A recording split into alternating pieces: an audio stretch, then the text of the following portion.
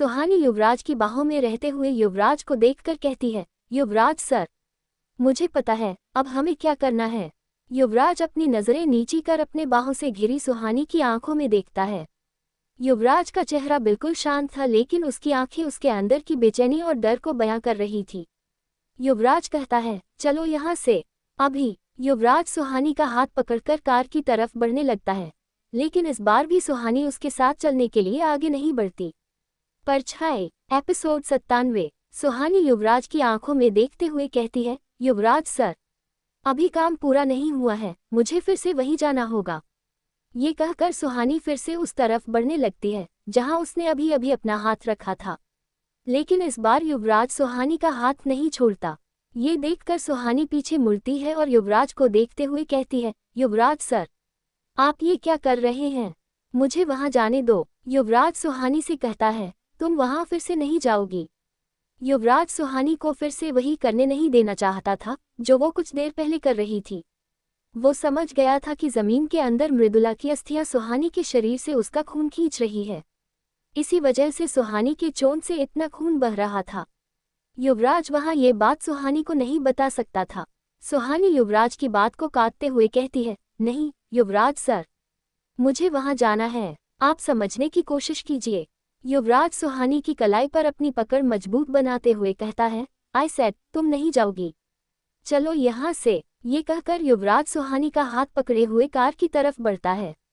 सुहानी युवराज से अपनी हाथ छुड़ाने की कोशिश करते हुए कहती है, मैं नहीं जा रही यहाँ से, मुझे अपना काम खत्म करना है। युवराज को सुहानी की बातों से कोई फर्क नहीं पड़ता, वो उसका हाथ पकड़कर कार की तरफ बढ़ता है। सुहानी अपनी पूरी ताकत लगाकर खुद को छुड़ाने की कोशिश कर रही थी। उसके ऐसा करने पर युवराज सुहानी का हाथ छोड़ देता है और अगले ही पल उसे अपनी बाहों में उठा लेता है। सुहानी युवराज को हैरानी से देखती रह जाती है। अपना बैलेंस बनाने के लिए वो अपना हाथ युवराज के गले में डाल देती है।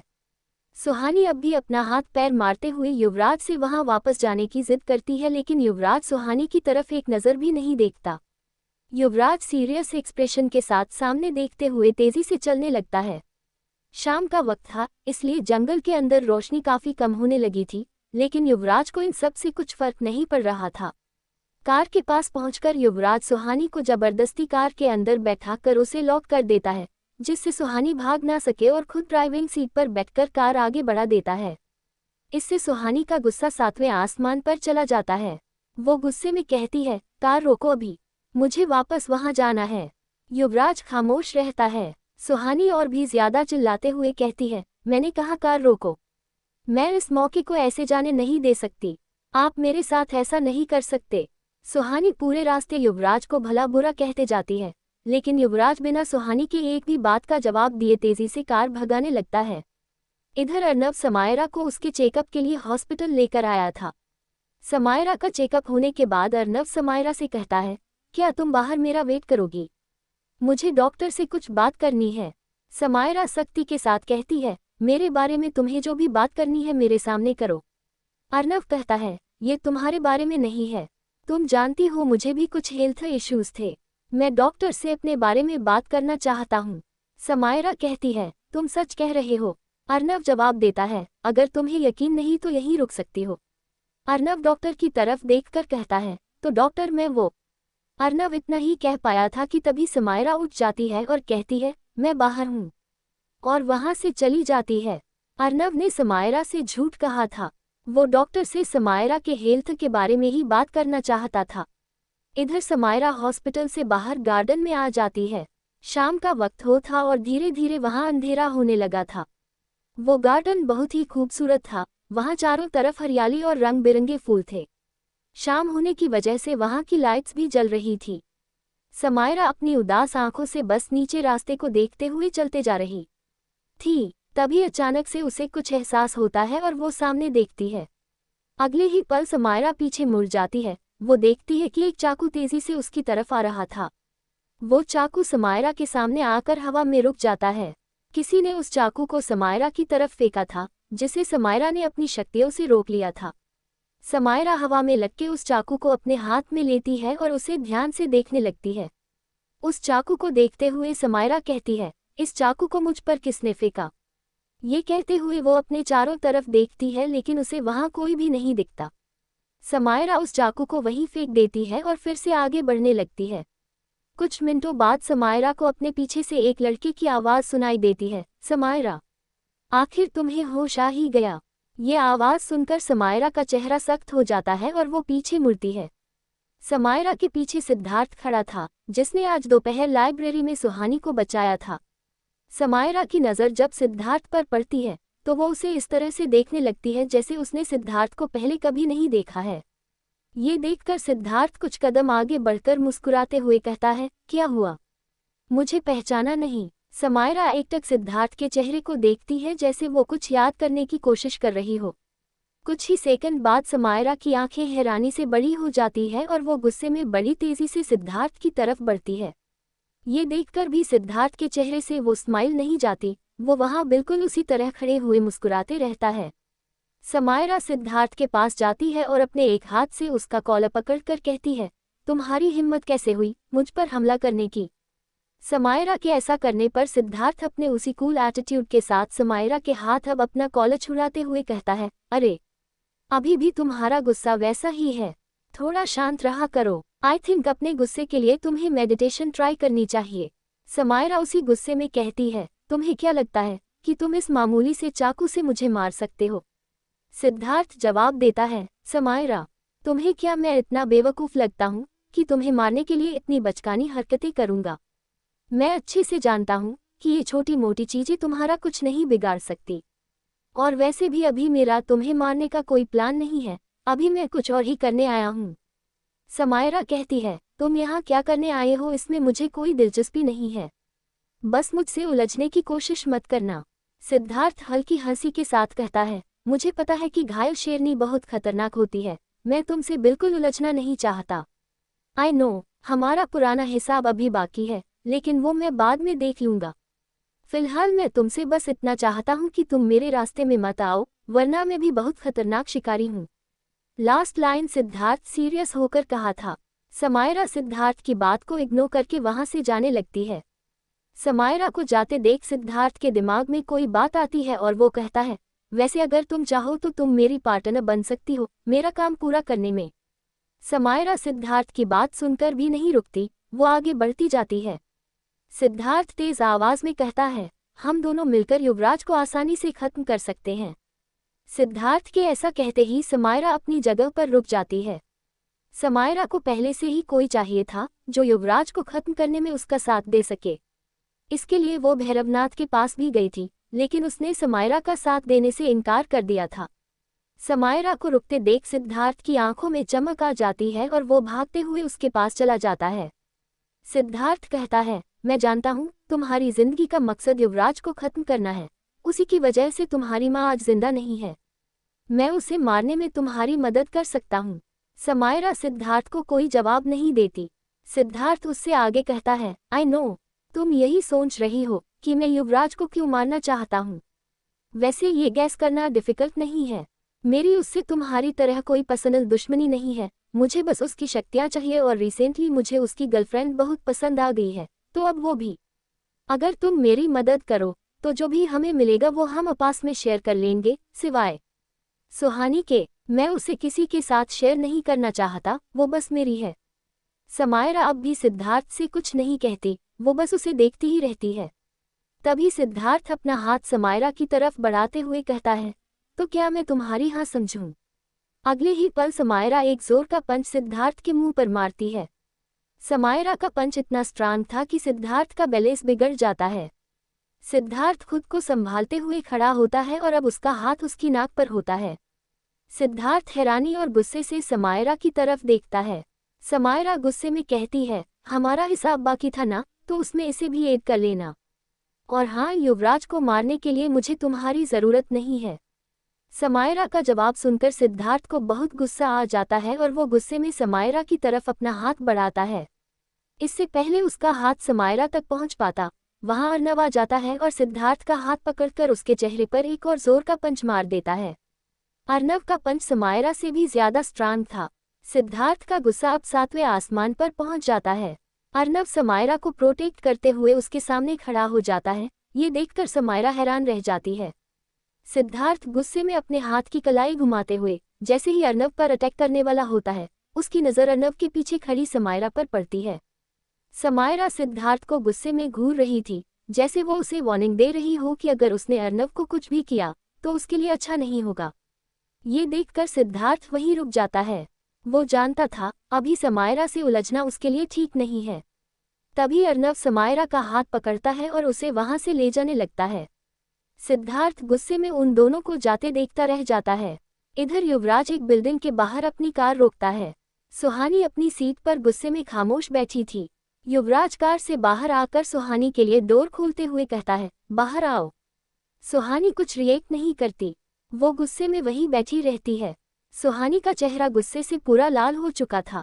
युवराज अपनी बात पर जोर देकर कहता है, सुहानी बाहर आओ। सुहानी अभी भी कुछ रिएक्ट नहीं करती।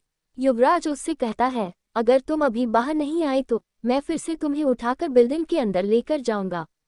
सोच लो यहाँ आसपास काफी लोग हैं और तुम जानती हो कि मुझे उनसे कोई फर्क नहीं पड़ता। इस बार युवराज की बात सुनकर सुहानी कार से बाहर आ जाती है और युवराज उसका हाथ पकड़कर उसे अंदर ले जाता है। फ्लैट के अंदर आते ही सुहानी अपना हाथ झटकते हुए युवराज से गुस्से में कहती है, युवराज सर, आप चाहते क्या हो? आज मुझे वहाँ सब कुछ पता चल जाता, लेकिन आपकी वजह से मुझे पूरी बात पता ही नहीं चली। युवराज सुहानी की तरफ बढ़कर उसका हाथ अपने हाथ में लेकर उस चोट को देखते हुए कहता है, चलो मैं इस पर दवा लगा देता हूँ। सुहानी फिर से युवराज से अपना हाथ छुड़ाते हुए कहती है, मैंने कुछ पूछा आपसे, आपने ऐसा क्यों किया? युवराज सुहानी के पास आकर कहता है, हम इस बारे में बाद में बात करेंगे, पहले मुझे दवा लगाने दो। सुहानी युवराज के चेस्ट को पुश करते हुए कहती है, नहीं लगवानी मुझे दवा, मुझे जवाब चाहिए, आज आप वहां से मुझे लेकर क्यों आए? युवराज सुहानी को समझाते हुए कहता है, क्योंकि उस जमीन के अंदर रखी अस्थियां तुम्हारा खून खींच रही थी, अगर मैं तुम्हें वहां से नहीं हटाता तो। सुहानी गुस्से में चिल्लाकर कहती है, तो क्या होता? ज्यादा से ज्यादा मैं मर जाती। युवराज खामोशी से सुहानी को देख रहा था। सुहानी आगे कहती है, युवराज सर, मुझे इस काम के लिए चुना गया है और मैं इसे पूरा करके रहूंगी। युवराज अपनी बात पर जोर देकर कहता है, अब तुम वहां नहीं जाओगी। सुहानी कहती है, मैं वहां जाऊंगी, आपके साथ या आपके बिना। युवराज गुस्से में कहता है, तुम क्यों अपनी जान खतरे में डालना चाहती हो? सुहानी बौखलाहट के साथ जवाब देती है, आपको क्यों समझ नहीं आ रहा है कि हमारे पास वक्त बहुत कम है? अगर हमने जल्द से जल्द उस साय को नहीं रोका तो वो आपको मार देगी। मैं उसे ऐसा नहीं करने दूंगी, चाहे इसके लिए मुझे कुछ भी करना पड़े। सुहानी को अपनी बात ना मानते देखकर युवराज गुस्से में सुहानी के दोनों हाथों को जोर से पकड़कर चिल्लाते हुए कहता है, तुम्हारा दिमाग खराब हो गया है क्या? मेरे लिए तुम अपनी जान खतरे में क्यों डालना चाहती हो? सुहानी भी गुस्से में चिल्लाते हुए कहती है, because I love you damn it. आपको समझ नहीं आता क्या? ये कहते हुए सुहानी की आंखें नम हो जाती है। सुहानी के ऐसा कहते ही युवराज की पकड़ सुहानी पर ढीली पड़ जाती है। सुहानी युवराज का हाथ खुद पर से हटाते हुए कहती है, हर दिन मुझे बस एक ही डर लगा रहता है कि कहीं आपको कुछ हो ना जाए। इसी डर में ना रात को नींद आती है और ना ही दिन में शांत रह पाती हूँ। कई बार आप पर अटैक हो चुका है, एंड यू नो व्हाट, इस डर में जीने से तो एक ही बार मर जाना अच्छा है। युवराज एकटक सुहानी को देखते हुए उसकी सारी बातें सुन रहा था। इस बार वो एक शब्द भी नहीं कहता। आज पहली बार उसने सुहानी को इतने गुस्से में देखा था। ये सब कहते हुए सुहानी की आंखों से आंसू बह रहे थे और गुस्से से उसका चेहरा लाल हो गया था। उसे देखकर ऐसा लग रहा था जैसे जब तक उसके मन की सारी भड़ास बाहर नहीं आ जाएगी, उसे शांत नहीं किया जा सकता। सुहानी युवराज की आंखों में देखते हुए आगे कहती है, लेकिन ये सब आपको समझ नहीं आएगा क्योंकि आपको अपने गुस्से और ईगो से ऊपर कुछ दिखता ही नहीं। कभी किसी से प्यार किया होता तो पता चलता कि किसी को खोने का डर क्या होता है। सुहानी की बातें सुनकर युवराज उसकी तरफ उसे हक करने लिए आगे बढ़ता है। जैसे ही युवराज उसके पास आता है, सुहानी अपना हाथ उसके सामने रखकर उसे रोक देती है और कहती है, मुझे आपकी सिंपैथी की कोई ज़रूरत नहीं है। ये कहकर सुहानी एक कमरे की तरफ जाने लगती है। उस कमरे का दरवाजा खोलकर सुहानी युवराज की तरफ देखते हुए कहती है, और हाँ, मैं वहाँ फिर से जाऊंगी, आपके साथ या आपके बिना, लेकिन जाऊंगी ज़रूर। ये कहकर सुहानी कमरे के अंदर चली जाती है और दरवाज़ा जोर से बंद कर देती है। युवराज वहीं खड़ा उस दरवाजे की तरफ देखते हुए कहता है, आई विश तुम समझ पाती, ये सिंपैथी नहीं है।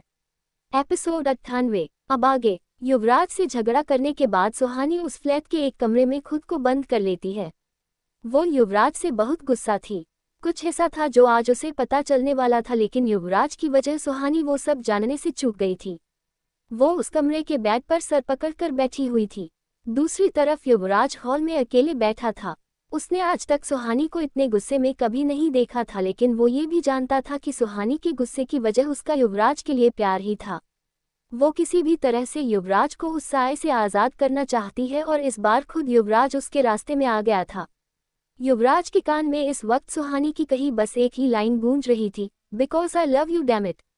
ये लाइन तो सुहानी ने पहले भी युवराज से कहा था, लेकिन इस बार उसकी आवाज़ में प्यार के साथ दर्द भी था। और हो भी क्यों ना, पिछले 1 साल में सुहानी युवराज से बिना कोई उम्मीद लगाए बस उससे प्यार करती जा रही थी। सुहानी को आज इस तरह से देखकर युवराज को भी बहुत तकलीफ हो रही थी। कुछ ही देर में उस फ्लैट का डोरबेल बजता है। युवराज जब दरवाज़ा खोलता है तो सामने निशा और विवेक खड़े थे। युवराज जानता था कि सुहानी आज उससे बहुत नाराज है और वो युवराज की कोई भी बात नहीं मानने वाली है, इसीलिए उसने पहले ही निशा और विवेक को अपने फ्लैट पर बुला लिया था। निशा और विवेक चारों तरफ देखते हुए सुहानी को ढूंढते हैं, लेकिन जब सुहानी उन्हें लिविंग एरिया में नहीं दिखती तो निशा युवराज से कहती है, युवराज सर, सुहानी कहाँ है? युवराज अपनी आंखों से उस कमरे की तरफ इशारा कर देता है। निशा और विवेक ये तो समझ गए थे कि सुहानी और युवराज के बीच कोई प्रॉब्लम है। वो दोनों बिना कुछ कहे उस कमरे की तरफ बढ़ने लगते हैं। उन्हें कमरे की तरफ बढ़ते देख युवराज कहता है, निशा 1 सेकंड। निशा और विवेक युवराज की तरफ मुड़कर देखते हैं। युवराज टेबल पर रखा फर्स्ट एड किट निशा की तरफ बढ़ाते हुए कहता है, उसके हाथ में चोट लगी है। ये कहते हुए युवराज का चेहरा बिल्कुल शांत था, लेकिन निशा और विवेक उसकी आंखों में सुहानी के लिए उसकी फिक्र और उसके अंदर की बेचैनी साफ देख पा रहे थे। निशा उस कमरे के दरवाजे पर नॉक करते हुए कहती है, सुहानी दरवाज़ा खोल। निशा की आवाज़ सुनकर सुहानी दरवाज़ा खोल देती है और वापस आकर बेड पर बैठ जाती है। निशा और विवेक सुहानी का चेहरा देखकर समझ जाते हैं कि आज जरूर कुछ हुआ है।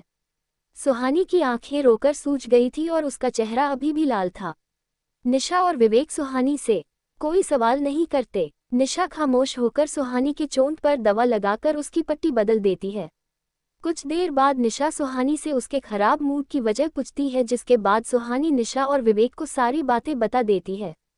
पूरी बात सुनकर निशा सुहानी को समझाते हुए कहती है, सुहानी, मुझे लगता है कि तू ओवर रिएक्ट कर रही है। युवराज सर ने जो किया तेरी सेफ्टी के लिए किया, तुझे उनसे इतना नाराज नहीं होना चाहिए। विवेक भी निशा से सहमत होकर कहता है, सुहानी, मुझे भी निशा की बात सही लग रही है। वहाँ तुम्हें खतरा था, इसलिए युवराज सर तुम्हें वहाँ से लेकर आ गए। इसमें नाराज होने वाली कोई बात नहीं है। सुहानी उदास होकर कहती है, मैं जानती हूँ कि युवराज सर मेरी सेफ्टी के लिए मुझे वहाँ से ले आए हैं, लेकिन आज मुझे बहुत कुछ पता चलने वाला था जो उनकी वजह से मेरे हाथ से निकल गया। पहले ही हम इसके बारे में बहुत कम जानते हैं। हम ऐसे मौके नहीं छोड़ सकते, हमारे पास वक्त बहुत कम है। विवेक कहता है, सुहानी, हम अपने पर्सनल प्रॉब्लम्स बाद में रिजॉल्व कर सकते हैं, लेकिन तुम्हें अभी हमें ये बताना होगा कि तुम्हें वहाँ क्या पता चला। सुहानी को विवेक की बात सही लगती है और वो तीनों बाहर लिविंग एरिया में आ जाते हैं, जहां युवराज अकेला बैठा था। युवराज को सुहानी की आंखों में अभी भी अपने लिए नाराजगी साफ दिख रही थी। सुहानी अपनी बात शुरू करती है, वो दूसरा कलश शहर के दूसरे हिस्से में जमीन के अंदर है और पता नहीं कैसे, लेकिन मैं उसे महसूस कर सकती हूँ। निशा कहती है, और वो तीसरा कलश? सुहानी कुछ अंदाजा लगाते हुए कहती है, वो तीसरा कलश भी शहर के बॉर्डर पर ही कहीं होगा। युवराज भी सुहानी की बात को बड़े ध्यान से सुन रहा था, लेकिन कुछ कह नहीं रहा था। विवेक सुहानी से कहता है, तुम इतनी श्योर कैसे हो कि तीसरा कलश भी शहर के बॉर्डर पर ही कहीं होगा? सुहानी कुछ याद करते हुए कहती है, जिस औरत ने मृदुला की आत्मा को जागृत किया था, उसने उसका अंतिम संस्कार होने से पहले ही उसके शरीर को चुरा लिया था। उसका शरीर अपने साथ ले जाने के बाद उस तांत्रिक ने मृदुला को फिर से जागृत किया। जब वो अघोरी यहाँ मृदुला की आत्मा को कैद करने आए थे, तो उन्होंने सबसे पहले उसका शरीर ढूंढा। मृदुला के उस शरीर के अवशेष से उसकी शक्तियाँ और भी बढ़ गई थी, इसलिए अघोरी ने सबसे पहले उसके शरीर खत्म करने की कोशिश की। लेकिन मृदुला की अस्थियों में तब भी बहुत एनर्जी बची हुई थी, इसलिए उसे खत्म करना आसान नहीं था। साथ ही उन अस्थियों को एक साथ कहीं भी नहीं रखा जा सकता था, इसलिए अघोरी ने उन अस्थियों को 3 हिस्सों में बांटकर उसे शहर के 3 अलग अलग छोर में दफना दिया। निशा सुहानी को बीच में ही टोकते हुए कहती है, अरे हाँ, तभी तुम्हें पहला कलश भी शहर के बॉर्डर पर ही मिला था। सुहानी हाँ में अपना सर हिलाते हुए कहती है, बिल्कुल। विवेक कहता है, सुहानी आगे बताओ। सुहानी एक गहरी सांस भरते हुए कहती है, अघोरी ने मृदुला की आत्मा को दो तरह से कैद किया था, एक जिसमें वो उस विशिंग वेल से बाहर नहीं जा सकती थी और दूसरा जिसमें वो शहर से बाहर नहीं जा सकती। अब वो विशिंग वेल में तो कैद नहीं है, लेकिन अभी भी वो शहर से बाहर नहीं जा सकती। अघोरी ने उन अस्थियों को शहर के बॉर्डर पर 3 जगह दफना कर ही उसे शहर में कैद किया है। अगर वो अस्थियां उसे फिर से मिल जाती है तो मृदुला दूसरी कैद से भी आज़ाद हो जाएगी और उसकी शक्तियां और भी ज्यादा बढ़ जाएगी। ये कहते हुए सुहानी की नज़र युवराज पर पड़ती है, जो कब से बस उसे ही देखते हुए उसकी सारी बातें बड़े ध्यान से सुन रहा था।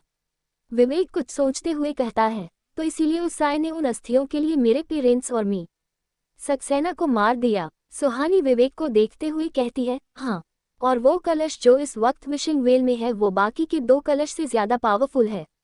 सुहानी की ये बात सुनकर युवराज, निशा और विवेक कंफ्यूज हो जाते हैं। इस बार युवराज कहता है, इसका क्या मतलब है? सुहानी आगे कहती है, मृदुला एक तांत्रिक थी और एक तांत्रिक की शक्तियां उसकी उंगलियों में होती है। जो कलश अभी उस विशिंग वेल में है उसमें मृदुला का सर और उसकी उंगलियां हैं। ये सुनकर निशा और विवेक घबराने लगते हैं। निशा सुहानी से कहती है, और हमें उन अस्थियों का क्या करना है? सुहानी कहती है, हमें उसे अखंड ज्योति की आग से जलाना होगा, इससे पहले कलश की अस्थियां डिस्ट्रॉय हो जाएगी। सुहानी की बात सुनकर निशा अपना मुंह बनाते हुए कहती है, अखंड ज्योति क्या होती है? सुहानी जवाब देते हुए कहती है, ऐसी ज्योति जो खंडित ना हुई हो। हमें कम से कम 11 सालों से लगातार जलने वाली ज्योति चाहिए। सुहानी की बात सुनकर विवेक परेशान होकर कहता है, लेकिन हमें ये मिलेगी कहाँ से? सुहानी और निशा भी परेशान होकर सोच में पड़ जाते हैं। युवराज अपनी खामोशी तोड़ते हुए कहता है, डोंट वरी अबाउट दैट, वो मैं देख लूंगा। युवराज आगे कहता है, तो क्या सभी अस्थियों को इसी तरह डिस्ट्रॉय करना है? इस बार सुहानी युवराज को देखकर कहती है, ये मैं अभी नहीं कह सकती, लेकिन जो कलश हमें आज मिला है उनकी अस्थियों को अखंड ज्योति की आग से जलाकर डिस्ट्रॉय किया जा सकता है। जैसे जैसे हम अस्थियां डिस्ट्रॉय करते जाएंगे वैसे वैसे युवराज सर उस साए से मुक्त होते जाएंगे, और तीनों कलश की अस्थियां डिस्ट्रॉय करते ही युवराज सर उससे हमेशा के लिए आज़ाद हो जाएंगे और मृदुला की आत्मा मुक्त हो जाएगी। सुहानी की बात खत्म होने पर सभी वहां खामोश बैठे रहते हैं। युवराज भी बिल्कुल शांत बैठा था। आज पहली बार उसे ऐसा कोई रास्ता दिखा था जिससे वो उस दर्द से आज़ाद हो सकता था जो वो बचपन से सहता आ रहा था। निशा और विवेक भी ये सब सुनकर सोच में पड़ गए थे। निशा सुहानी से कहती है, इसका मतलब हमें वहां जाना है, उस कलश को निकालना है और उन अस्थियों को जला देना है, बस इतना ही ना? निशा के ये कहने पर विवेक और सुहानी उसे हैरानी से देखने लगते हैं। सुहानी निशा से कहती है, ये इतना आसान नहीं होगा। जैसे ही उस कलश से मिट्टी की आखिरी परत हटेगी उसे ये बात पता चल जाएगी और अगले ही पल वो हमें मारने और उस कलश को लेने वहां आ जाएगी। निशा अब और भी डर जाती है। विवेक सुहानी से कहता है, तो फिर हमें ये कब करना है? सुहानी जवाब देती है, 3 दिन बाद। सारी बातें क्लियर होने के बाद युवराज सुहानी से कहता है, हमें सारी बातें तो पता चल गई है, फिर तुम ऐसा क्यों कह रही थी कि तुम बहुत कुछ जानने से चूक गई? युवराज के इस सवाल से सुहानी को फिर से गुस्सा आने लगता है। वो गुस्से में युवराज को देखते हुए कहती है, युवराज सर, आपको क्या लगता है कि ये सब आपके ही पीछे क्यों पड़े हैं, सिर्फ एक बर्थ टाइम की वजह से? उसी टाइम पर दुनिया में कितने बच्चे पैदा हुए थे, ये सब उनके पीछे तो नहीं है। और जो हम करने वाले हैं वो अघोरी भी कर सकते थे। उन्हें तरीका भी पता था और उनके पास अखंड ज्योति भी रही होगी। एक और बात, उन्होंने उस साय को मारने के लिए मुझे ही क्यों चुना, पापा या रघु अंकल को क्यों नहीं? सुहानी के ये सवाल सुनकर युवराज भी सोच में पड़ जाता है और निशा हैरानी से विवेक की तरफ देखने लगती है, क्योंकि कुछ दिनों पहले ही विवेक ने भी निशा से यही बात कही थी। विवेक सुहानी से कहता है, सुहानी तुम कहना क्या चाहती हो? सुहानी विवेक को जवाब देते हुए कहती है, विवेक बात सिर्फ मृदुला की आत्मा की नहीं है, बात इससे कहीं ज्यादा है। हमें पता लगाना होगा कि वो तांत्रिक कौन है जिसने मृदुला को विशिंग वेल को प्रोटेक्ट करने के लिए जागृत किया था, और उससे भी इम्पोर्टेंट बात कि आखिर उस विशिंग वेल में है क्या जिसे इतने पावरफुल लोग प्रोटेक्ट कर रहे हैं। सुहानी आगे कहती है, अघोरी की एक बात मेरे कानों में अब भी गूंज रही है, और वो कह रहे थे कि वो साया किसी का प्रतिरूप है। किसका? निशा कहती है। सुहानी जवाब देती है, इसका जवाब हमें उस विशिंग वेल के अंदर जाकर ही मिलेगा। सुहानी की बात खत्म होते ही वहां खामोशी छा जाती है। अब किसी के पास भी कहने के लिए कुछ नहीं होता। अपनी बातें पूरी करके वो सभी वापस अपने घर आ जाते हैं। सुहानी अब भी युवराज से ठीक से बात नहीं कर रही थी। दिन के वक्त भी सुहानी बहुत वियर्ड बिहेव कर रही थी। सुहानी का ये बिहेवियर युवराज को परेशान कर रहा था। अगले दिन शाम के समय युवराज अपनी बालकनी में खड़ा दिन ढलते हुए देख रहा था। तभी अक्षय उसके पास आकर कहता है, युवराज, तूने मुझे यहाँ क्यों बुलाया? युवराज अक्षय से कुछ कहना चाहता था, लेकिन अपने ईगो की वजह से उससे कुछ कह नहीं पा रहा था। वो अक्षय से नजरें फेर कर कहता है, वो मुझे तुझसे कुछ बात करनी है। अक्षय कहता है, हाँ बोल ना, तू इतना नर्वस क्यों हो रहा है? युवराज अपना फेक एरोगेंस दिखाते हुए कहता है, क्या बकवास कर रहा है? मैं नर्वस नहीं हो रहा। अक्षय अपनी बात करेक्ट करते हुए कहता है, हाँ भाई, तू नर्वस नहीं होता, अब बता क्या बात है? युवराज अक्षय से नजरें न मिलाकर जंगल की तरफ देखते हुए धीरे धीरे कहता है, अगर कोई गुस्सा हो जाए तो क्या करना चाहिए? अक्षय सरलता से कहता है, उसे मनाना चाहिए। युवराज कहता है, कैसे मनाते हैं? अक्षय स्माइल करते हुए अपने कंधे युवराज से टकराकर कहता है, सुहानी तुझसे नाराज हो गई क्या? अक्षय के ऐसा करने पर युवराज उसे घूर कर देखता है। युवराज के ऐसा करने पर अक्षय सीरियस हो जाता है और कुछ देर सोचकर कहता है, वो क्या है ना, लड़कियों को गिटार बजाकर गाने वाले लड़के अच्छे लगते हैं तो तू। अक्षय इतना ही कह पाया था तभी उसकी नज़र युवराज पर पड़ती है जो उसे गुस्से से घूर रहा होता है। अक्षय अपनी बात को करेक्ट करते हुए कहता है, हाँ, तू कहाँ गाने गाएगा? तेरे मुंह से तो आवाज़ भी कभी कभी ही निकलती है। कुछ देर तक सोचने के बाद अक्षय आगे कहता है, तू एक काम कर, सुहानी को एक बड़ा सा टेडी बियर दे और वो भी पिंक कलर का। युवराज अक्षय को अजीब सी नज़रों से देखते हुए कहता है, pink colour teddy bear? Akshay खुश होकर कहता है, हाँ, लड़कियों को टेडी बियर बहुत पसंद होता है और मैंने सुना है कि पिंक उनका फेवरेट कलर होता है। युवराज इस वक्त अक्षय को इस तरह से देख रहा था जैसे उसने अक्षय से बड़ा बेवकूफ़ अपनी लाइफ में कभी नहीं देखा हो। इससे पहले युवराज अक्षय से कुछ कहता वो देखता है कि एक बड़ी सी ब्लैक कलर की ऑडी कार युवराज के घर के मेन गेट से अंदर आती है।